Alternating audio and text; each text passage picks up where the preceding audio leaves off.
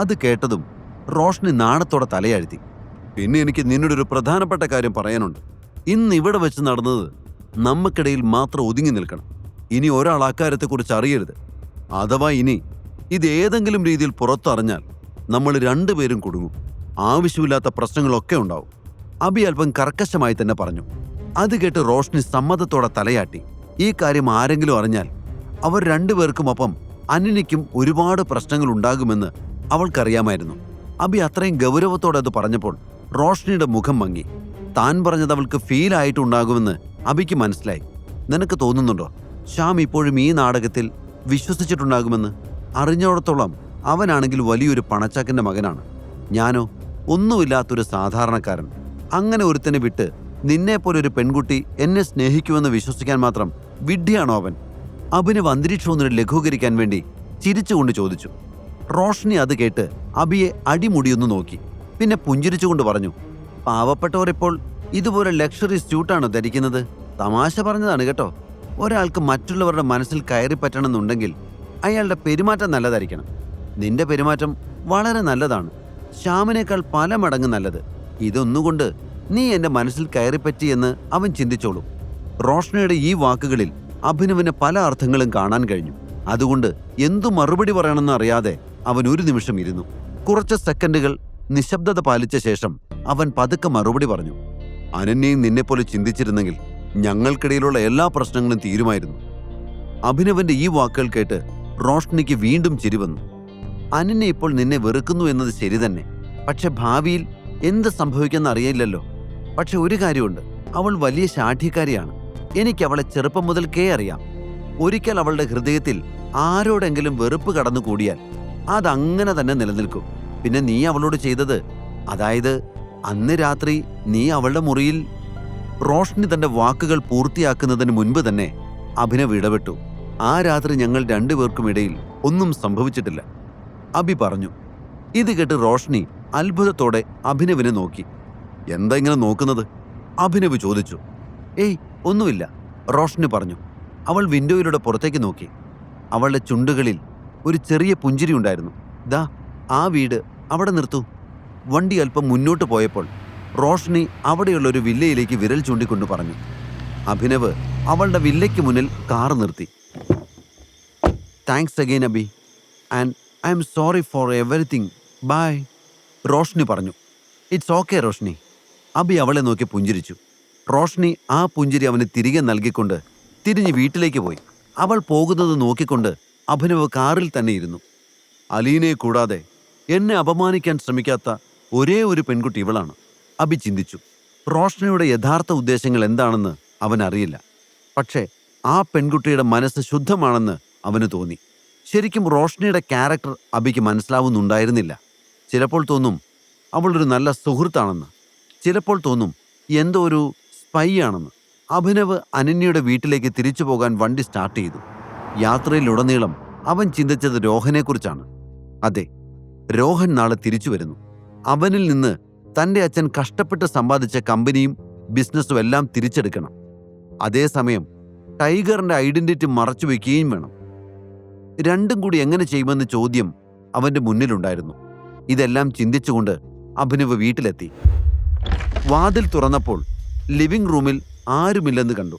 അവൻ നേരെ ബെഡ്റൂമിലേക്ക് പോയി. അനന്യ ഈ സമയം നല്ല ഉറക്കമായിരിക്കും. അതിനാൽ അനന്യെ ശല്യപ്പെടുത്താതിരിക്കാൻ അവൻ പതുക്കെ വാതിൽ തുറന്നു. അബി വിചാരിച്ചതുപോലെ അനന്യ അവിടെ കിടന്നുറങ്ങുന്നുണ്ടായിരുന്നു. അവളെ ഉണർത്താതിരിക്കാൻ ശ്രദ്ധിച്ചുകൊണ്ടാണ് അബി ഓരോ കാലടിയും എടുത്തു വച്ചത്. അവൻ ബെഡ്റൂമിന്റെ ഒരറ്റത്ത് അനന്യെ ശല്യപ്പെടുത്താതെ കിടന്നു. അവൾ ഉണർന്നാൽ ചിലപ്പോൾ ബഹളം വയ്ക്കും. തനിക്ക് അതോടെ ജോലിക്കാരുടെ മുറിയിലേക്ക് പോകേണ്ടി വരും. അതിനാൽ ഒരു കാരണവശാലും അവൾ ഉണരാതിരിക്കാൻ അവൻ ശ്രദ്ധിച്ചു. പിറ്റേന്ന് രാവിലെ അഭിനവ് അനന്യയ്ക്ക് മുൻപേ എഴുന്നേറ്റു. എന്നിട്ട് അവൻ റെഡിയായി ഡൈനിങ് ടേബിളിനരികിലേക്ക് ചെന്നു. അപ്പോഴാണ് അവിടെ ശർമ്മളയും ഹരിദേവനും ഇരിക്കുന്നത് അവൻ കാണുന്നത്. ശർമ്മളയെ കാണുന്നത് തന്നെ അവന് വല്ലാത്ത ഒരു അസ്വസ്ഥതയാണ്. ഇത്രയും ഇറിറ്റേറ്റിംഗ് ആയ ഒരു വ്യക്തിയെ അവൻ തൻ്റെ ജീവിതത്തിൽ കണ്ടിട്ടില്ല. അച്ഛാ, കമ്പനി എങ്ങനെ പോകുന്നു? ശർമ്മള സംസാരം തുടങ്ങി. അത് കേട്ടതും അബി പല്ല് കടിച്ചു. ഇപ്പൊ തുടങ്ങും ആരുടെയെങ്കിലും നെഞ്ചത്ത് കയറാൻ. എല്ലാ വീട്ടിലും ഡൈനിങ് ടേബിളിന് ചുറ്റുമിരുന്ന് ആളുകൾ ഭക്ഷണം കഴിക്കുന്നതാണ് കണ്ടിട്ടുള്ളത്. ഇവിടെ പക്ഷേ ഇവർക്ക് ഭക്ഷണം കഴിക്കുന്ന നേരത്ത് പോലും ആരുടെയെങ്കിലും കുറ്റം പറയാതിരിക്കാൻ കഴിയില്ല. ഇനി അങ്ങനെ എന്തെങ്കിലുമൊക്കെ പറയാതെ ഇവർക്ക് തൊണ്ടയിൽ നിന്ന് ഭക്ഷണം ഇറങ്ങില്ലേ എന്തോ. അഭി ദേഷ്യത്തോടെ ചിന്തിച്ചു. കമ്പനി നന്നായിട്ട് പോകുന്നു. സൗരവ് നന്നായി ഹാർഡ് വർക്ക് ചെയ്യുന്നുണ്ട്.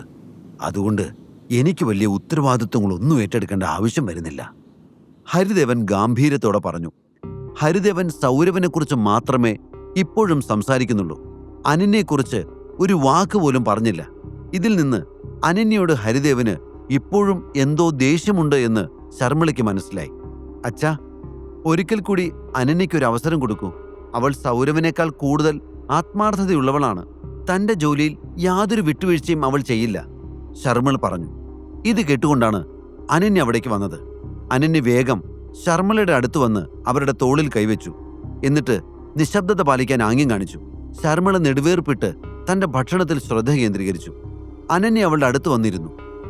അപ്പോഴാണ് ഹരിദേവൻ കുറച്ചപ്പുറത്ത് മാറി നിൽക്കുന്ന അബിയെ കാണുന്നത്. അഭിനവ്, ഇവിടെ വരൂ, അയാൾ അബിയെ വിളിച്ചു. അബി അയാളുടെ അരികിലേക്ക് ചെന്നു. നിന്റെ ജോലി നഷ്ടപ്പെട്ടു എന്ന് കേട്ടല്ലോ, എന്താ ശരിയാണോ? ഹരിദേവൻ അബിയോട് ചോദിച്ചു. മുത്തച്ഛ, ആരാ നിങ്ങളുടേതൊക്കെ പറഞ്ഞത്? അനന്യ അത്ഭുതത്തോടെ ചോദിച്ചു. എന്നോട് സൗരവെല്ലാം പറഞ്ഞു. അവനറിയാതെ യാതൊന്നും ഇവിടെ നടക്കുന്നില്ല. ഈ വരുന്ന തിങ്കളാഴ്ചയോടെ പ്രോട്ടോൺ പബ്ലിഷേഴ്സുമായുള്ള ഡീൽ അവൻ ഫൈനലൈസ് ചെയ്യും, ഹരിദേവൻ അഭിമാനത്തോടെ പറഞ്ഞു. അതെ, പ്രോട്ടോൺ പബ്ലിഷേഴ്സുമായി തന്നെ. എന്താ, നിങ്ങൾക്കാർക്കും വിശ്വസിക്കാൻ കഴിയുന്നില്ല അല്ലേ? സൗരവൻ അവരുമായി കരാർ ഉറപ്പിക്കാൻ കഴിയുമെന്ന് ഞാനും കരുതിയിരുന്നില്ല. പക്ഷേ ആ കുട്ടി അത് വളരെ ഭംഗിയായി തന്നെ ചെയ്തു. ഹരിദേവന്റെ വാക്കുകളിൽ നിന്ന് അനന്യയ്ക്ക് കമ്പനിയുടെ മുഴുവൻ ഉത്തരവാദിത്വവും അദ്ദേഹം സൗരവന് നൽകാൻ പോവുകയാണെന്ന് തോന്നി. അങ്ങനെയാണെങ്കിൽ ഇനി തന്നെ ഒന്നിനും പരിഗണിക്കില്ല, അവൾ ഭയത്തോടെ ചിന്തിച്ചു. അനന്യയ്ക്ക് ശരിയായി ഭക്ഷണം കഴിക്കാൻ പോലും കഴിഞ്ഞില്ല. പ്രോട്ടോൺ ഒരു പരസ്യ കമ്പനിയാണല്ലോ അച്ഛാ. അനന്യയും കോളേജിൽ അഡ്വർടൈസ്മെന്റ് സെക്ടറാണ് സ്പെഷ്യലൈസ് ചെയ്തിരുന്നത്. അതിനാൽ അവൾക്ക് അവരെ കൂടുതൽ നന്നായി ഡീൽ ചെയ്യാൻ കഴിയും എന്നാണ് എനിക്ക് തോന്നുന്നത്, ശർമ്മിള അനന്യയെ പിന്തുണച്ചുകൊണ്ട് പറഞ്ഞു. ആ, മുമ്പൊക്കെ ഞാനും അങ്ങനെയാ വിചാരിച്ചിരുന്നത്. പക്ഷെ നിന്റെ മകൾക്ക് അതിനൊക്കെ എപ്പോഴാ നേരം? അവൾക്ക് ക്ലബ്ബിൽ പോകണം, റെസ്റ്റോറൻറ്റിൽ പോയി നല്ല ഭക്ഷണം കഴിക്കണം, ഫ്രണ്ട്സുമായിട്ട് ജോലി അടിച്ച് നടക്കണം, അത്രയല്ലേ ഉള്ളൂ. അതെല്ലാം കഴിഞ്ഞിട്ട് സമയമുണ്ടെങ്കിൽ അവൾ ബിസിനസ്സിലേക്ക് തിരിഞ്ഞു നോക്കും. അങ്ങനെയുള്ള ആളിനെ ഇത്രയും വലിയൊരു ഡീൽ ഏൽപ്പിക്കാൻ ഞാനത്ര മണ്ടനൊന്നുമല്ല. അവൾക്ക് പറ്റിയ ഡീല് വരുമ്പോ ഞാൻ പറയുന്നുണ്ട്, ഹരിദേവൻ ഉച്ചത്തിൽ ശർമ്മിളയോട് മറുപടി പറഞ്ഞു. അനന്യയെക്കുറിച്ച് താൻ മനസ്സിൽ സൂക്ഷിച്ചിരുന്നതെല്ലാമാണ് അദ്ദേഹം പറഞ്ഞത്. ഹരിദേവന്റെ വാക്കുകൾ കേട്ട് ഈ കരാർ സൗരവന്റെ കഠിനാധ്വാനം കൊണ്ടാണ് കിട്ടിയതെന്ന് തോന്നിപ്പോകും. ഹരിദേവൻ ഇനി എന്തൊക്കെ പറഞ്ഞാലും സൗരവ് നല്ലൊരു വ്യക്തിയല്ലെന്ന് അബിക്കറിയായിരുന്നു. ഈ കരാർ അനന്യയുടെ കയ്യിൽ എത്താതിരിക്കാൻ അവൻ എന്തെങ്കിലും തട്ടിപ്പ് നടത്തിയിട്ടുണ്ടാകുമെന്ന് അവന് ഉറപ്പായിരുന്നു. ഹരിദേവനിൽ നിന്ന് കണ്ണുകൾ മാറ്റി അനന്യയെ നോക്കിയപ്പോൾ അവളുടെ കണ്ണുകളിൽ നിന്ന് കണ്ണുനീർ ഒഴുകി കവിളിൽ വീണത് അവൻ ശ്രദ്ധിച്ചു. ഇപ്പോഴത്തെ അവസ്ഥയിൽ താനെങ്കിലും അനന്യയുടെ കൂടെ നിൽക്കണമെന്ന് അവന് തോന്നി. മുത്തച്ഛ, ഇതുവരെ കരാർ ഒപ്പിട്ടില്ലല്ലോ, അത് ഫൈനലൈസ് ചെയ്യുന്നതല്ലേ ഉള്ളൂ. അതുകൊണ്ടൊരു ചാൻസ് അനന്യയ്ക്ക് കൂടെ കൊടുത്തുകൂടെ? അവൾക്ക് പ്രോട്ടോണുമായി ചർച്ച നടത്തി കൂടുതൽ നല്ലൊരു ഡീൽ ഉറപ്പിക്കാൻ കഴിഞ്ഞാലോ? അഭിനവന്റെ വാക്കുകൾ കേട്ട് അവിടെ ഇരുന്ന എല്ലാവരും അവനെ നോക്കി. നീ എന്ത് വിഡ്ഢിത്തായി പറയുന്നത്? അനന്യ ദേഷ്യത്തോടെ അവനെ നോക്കിക്കൊണ്ട് അലറി. ആരെങ്കിലും നിന്നോട് അഭിപ്രായം ചോദിച്ചോ? എന്തെവിടെ പറയണമെന്ന് ഒരു നിശ്ചയമില്ല. മര്യാദയ്ക്ക് വായും പൂട്ടി മിണ്ടാതിരുന്നോ? അനന്യ രൂക്ഷമായി അവനെ നോക്കിക്കൊണ്ട് പറഞ്ഞു. സ്വന്തം ജോലി കളഞ്ഞു കുളിച്ച് വന്നവനാണ് ഇപ്പൊ നമ്മളെ ഉപദേശിക്കുന്നത്, ശർമ്മിളയും അവനെ പരിഹസിച്ചു. അഭിനവന്റെ വാക്കുകൾ കേട്ട് മുത്തച്ഛൻ കൂടുതൽ ദേഷ്യപ്പെട്ട് കമ്പനി സൗരവന്റെ പേരിൽ എഴുതി കൊടുത്താലോ എന്നുവരെ അനന്യ ഭയപ്പെട്ടു. മുത്തച്ഛന്റെ തീരുമാനങ്ങൾക്കെതിരെ സംസാരിക്കാൻ ചെറുപ്പം മുതലേ കൂടെയുള്ള തനിക്ക് പോലും പേടിയാണ്. അപ്പോഴാണ് ഇന്നലെ കയറി വന്ന അഭിനവ് അയാൾക്കെതിരെ സംസാരിക്കുന്നത്.